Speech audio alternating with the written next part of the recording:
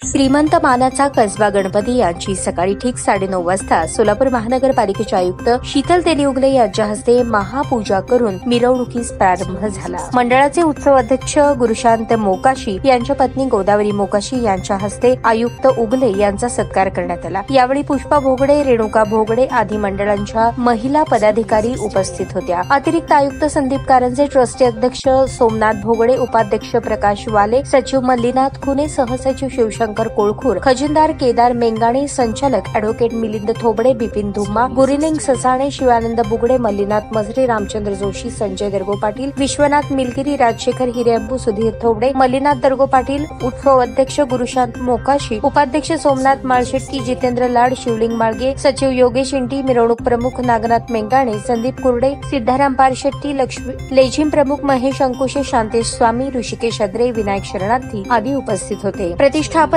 मिरवणुकीमध्ये तब्बल लेझिम खेळणाऱ्या 500 जणांचा ताफा होता। सनई, चौघडे, बैलजोडी, पंचरंगी झेंडा तसेच लोकमान्य टिळकांची प्रतिकृती, फोटो, लेझिम आणि दांडपट्टा चालवणाऱ्यांनी सर्वांचे लक्ष वेधले।